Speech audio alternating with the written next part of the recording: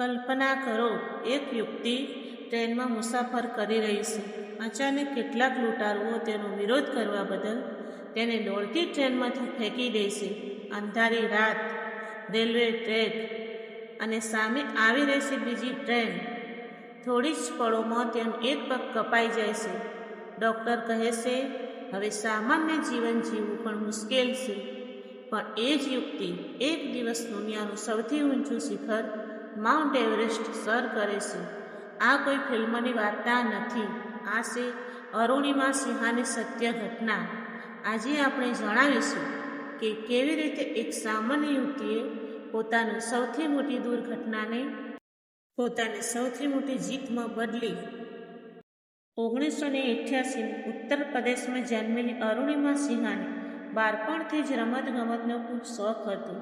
તે રાષ્ટ્રીય સ્તરની વોલીબોલ ખેલાડી હતી. પરિવાર સામાન્ય હતો, પણ સપનાઓ ખૂબ જ મોટા હતા.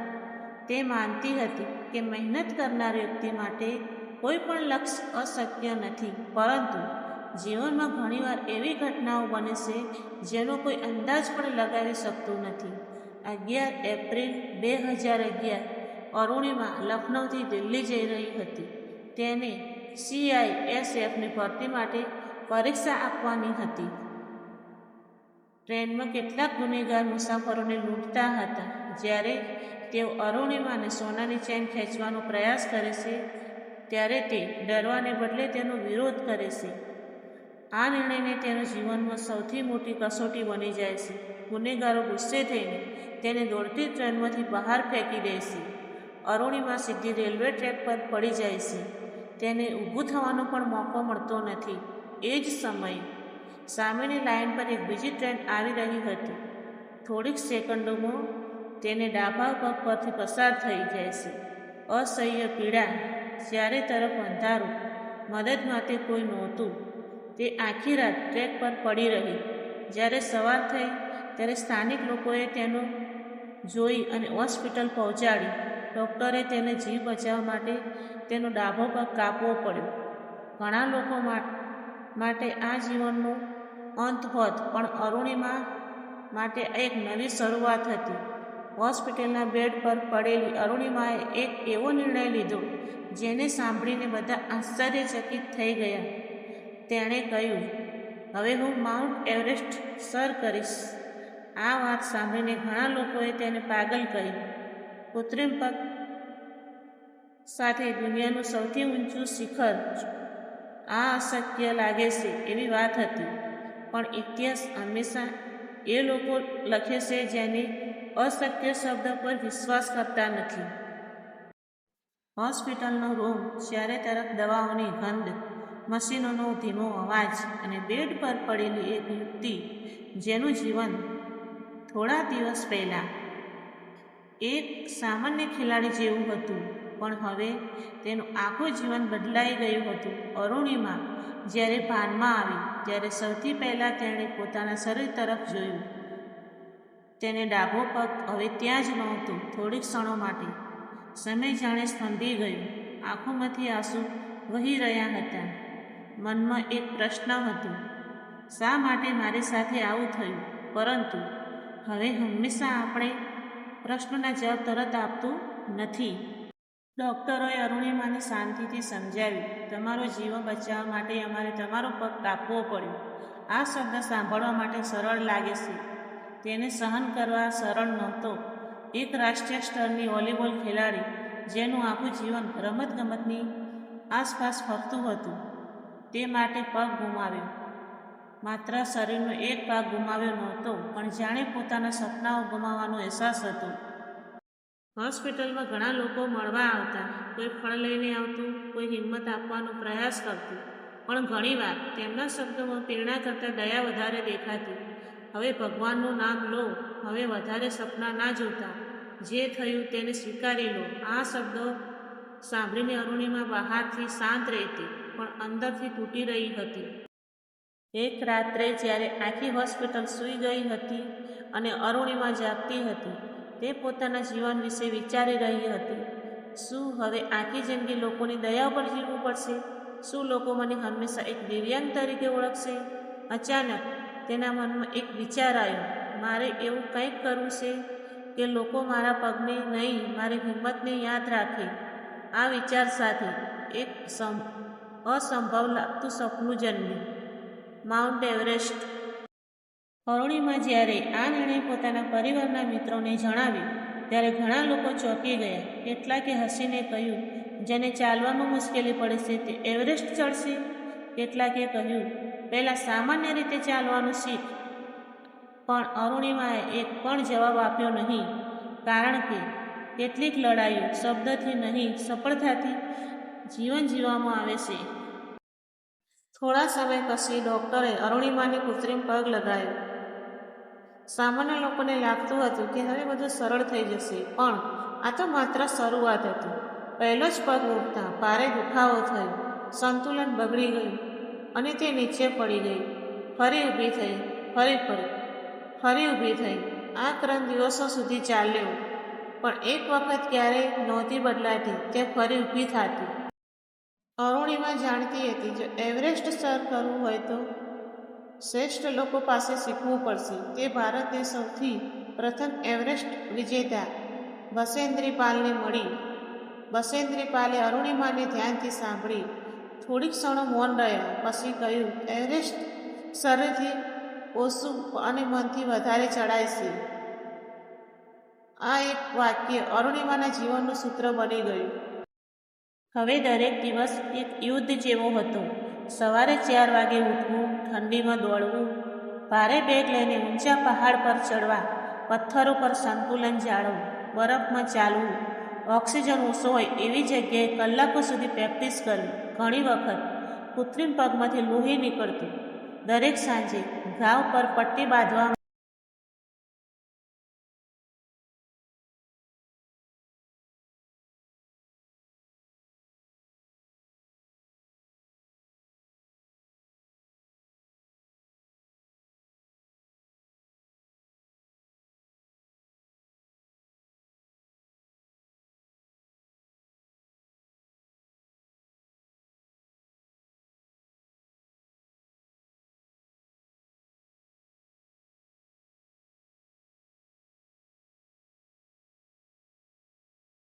સમય જતાં અરુણિમાના શરીરમાં જ નહીં, પણ તેના મનમાં પણ મોટો બદલાવ આવ્યો.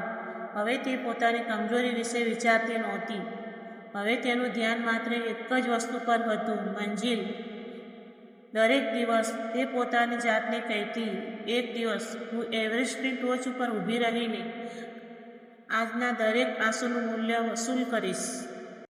વર્ષોની મહેનત, અસંખ્ય આંસુઓ, અગણિત નિષ્ફળતાઓ અને હજારો કલાકની કઠોર ટ્રેનિંગ પછી આખરે તે દિવસ આવી ગયો જ્યારે અરુણિમા સિંહા નેપાળના કાઠમંડુ એરપોર્ટ પર ઊભી હતી. તેના હાથમાં એવરેસ્ટ અભિયાનનો પરિમેટ હતો, આંખોમાં આત્મવિશ્વાસ હતો અને હૃદયમાં માત્ર એક જ લક્ષ્ય, મારે દુનિયાને બતાવવું છે કે શરીરની મર્યાદા સપનાઓની મર્યાદા નથી. એવરેસ્ટ બેઝ કેમ્પ બરફથી ઘેરાયેલું એક એવું સ્થળ જ્યાં દરેક પર્વતારોહક પોતાના જીવનની સૌથી મોટી સફર શરૂ કરે છે. અહીં દુનિયાના લગભગ દેશોમાંથી આવેલા પર્વતારોહકો હાજર હતા.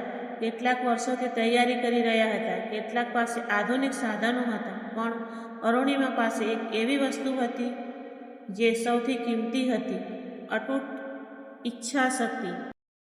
એવરેસ્ટનો સૌથી જોખમી ભાગ, ખુબુ આઈસ ફોલો, વિશાળ બરફનો પહાડ અને ઊંડી ખાઈઓ અને એલ્યુમિનિયમની નાની સીડી જેની ઉપર ચાલીને એક ખાઈમાંથી બીજી ખાઈ પાર કરવી પડતી. એક નાની ભૂલ અને સીધો હજારો ફૂટ નીચે અરુણિમાને પહેલી સીડી પર પગ મૂક્યો. તેને કૃત્રિમ પગને અસંતુલિત રાખવું ખૂબ મુશ્કેલ હતું. પવનના જોરથી ફૂંકાઈ રહ્યો હતો. નીચે ઊંડી ખાઈ દેખાતી હતી. એક ક્ષણ માટે તેનું હૃદય જોરથી ધબકવા લાગ્યું, પણ તે પોતાની જાતને કહ્યું, ડરવું સ્વાભાવિક છે, પણ ડરના કારણે અટકી જવું નહીં. અને ધીમે ધીમે તેણે આખી ખાઈ પાર કરી. જેમ જેમ ઊંચાઈ વધતી ગઈ, હવા પાતળી થવા લાગી. દરેક શ્વાસ ભારે લાગતો હતો. 10 પગલાં ચાલ્યા પછી થોડીવાર બેસીને શ્વાસ લેવો પડતો. શરીર થાકી ગયું હતું, પરંતુ મન હજુ મજબૂત હતું. બરફમાં ચાલતી વખતે કૃત્રિમ પગ વારંવાર સરકી જતો. ઘણી વખત તેનો પગ બરફમાં ફસાઈ જતો. બહાર કાઢવાનું ખૂબ જોર લાગતું. દરેક વખત ઘસારો થતો, ચામડી સોલાઈ જતી, લોહી નીકળતું. સાથીઓ કહેતા, થોડો આરામ કરી લો, પણ અરુણિમા માત્ર સ્મિત કરીને કહેતી, હું આરામ કરવા નથી આવી, ઇતિહાસ બનાવવા આવી છું. હવે માત્ર થોડા જ કલાકોનું અંતર હતું. આગળ હતો રામીટ પુલ. એ રાત્રે કોઈ ઊંઘ નહોતી આવતી. બહાર ભયંકર ઠંડી હતી. તાપમાન આશરે 30 ડિગ્રી પણ ઓછું હતું. પવન ગર્જના કરી રહ્યો હતો. દરેક વ્યક્તિ જાણતો હતો કે કાલે સવાર સુધી કોઈ ઇતિહાસ લખશે અને કદાચ કોઈ પાછો નહીં ફરે. અરુણિમાએ આંખો બંધ કરી. તેને હોસ્પિટલનું બેડ યાદ આવ્યું. માતાની આંખોમાં આંસુ યાદ આવ્યા. લોકોની મજાક યાદ આવી. અને તેણે મનમાં કહ્યું, આજે પાછી નહીં ફરું, જીતીને જ ફરીશ.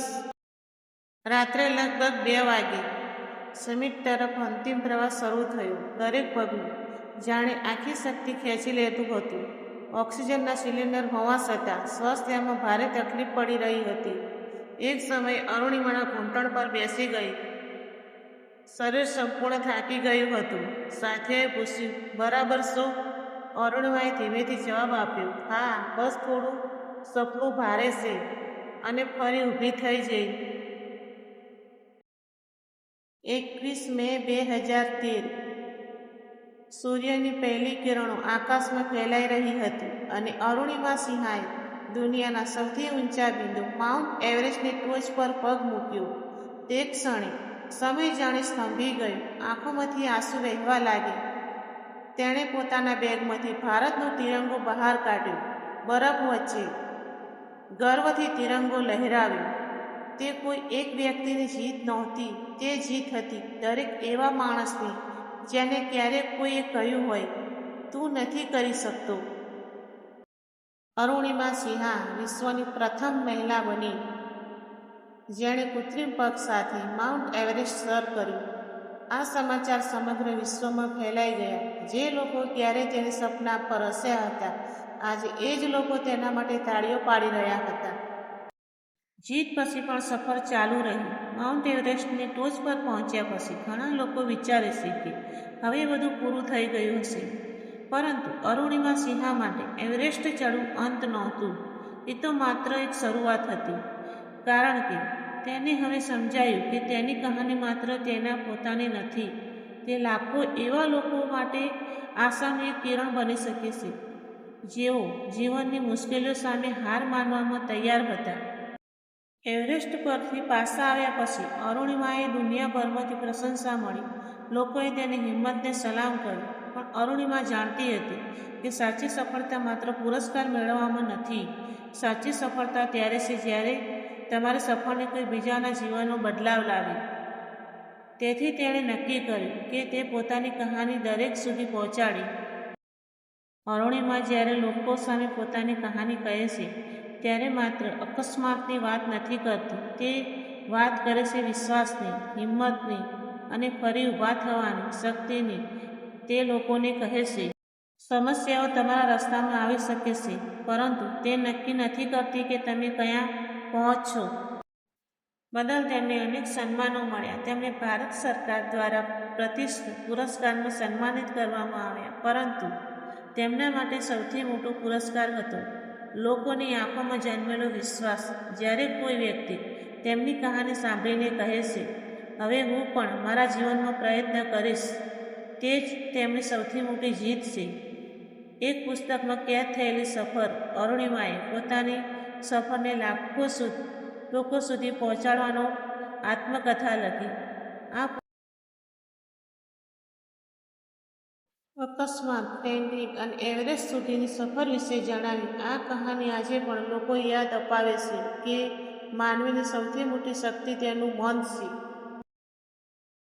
જીવનમાં ખરાબ સમય આવી શકે છે, પરંતુ ખરાબ સમયનો અર્થ એ નથી કે જીવન સમાપ્ત થઈ ગયું. એક નવી શરૂઆત હંમેશા શક્ય છે. લોકો શું કહે છે તેનાથી વધારે મહત્વનું કે તમે શું માનો છો. જ્યારે આખી દુનિયા કહે છે કે અશક્ય નથી, ત્યારે તમારો આત્મવિશ્વાસ સૌથી મોટું હથિયાર બની શકે છે. સપના જોવા માટે પરિસ્થિતિ પર આધાર રાખવો નહીં. સપના માત્ર સારા સંજોગોમાં નથી જોવાના. મોટા સપના ઘણીવાર મુશ્કેલી પરિસ્થિતિમાં પણ જન્મે છે. એવરેસ્ટની ટોચ પર પહોંચવાની ક્ષણ પાછળ વર્ષોની મહેનત છુપાયેલી હતી. દરેક નાની કોશિશ એક દિવસ મોટી સફળતા બને છે. મિત્રો, અરુણિમા સિંહાની એક સફર આપણને એક વાત શીખવે છે કે શરીરની એક ખામી માણસના સપનાઓને રોકી શકતી નથી. રોકી શકે છે તો માત્ર એક વસ્તુ, અને એ છે હાર માનવાની માનસિકતા. એક વ્યક્તિ જેને દોડતી ટ્રેનમાંથી ફેંકી દેવામાં આવી, જેનો એક પગ ગુમાવ્યો, જેને લોકોએ કહ્યું કે હવે કાંઈ શક્ય નથી, એ જ વ્યક્તિ એક દિવસ દુનિયાની સૌથી ઊંચા શિખર પર ઊભી રહી, કારણ કે તેણે પરિસ્થિતિમાં પોતાની ઓળખ બનાવી દીધી નહીં. તેણે પોતાની મહેનત અને પોતાની ઓળખ બનાવી. જો તમારા જીવનમાં પણ કોઈ મુશ્કેલીઓ છે તો યાદ રાખજો, પહાડ ગમે એટલો ઊંચો હોય, મજબૂત ઈરાદાવાળો માણસ એક દિવસ તેની ટોચ સુધી પહોંચી જાય છે.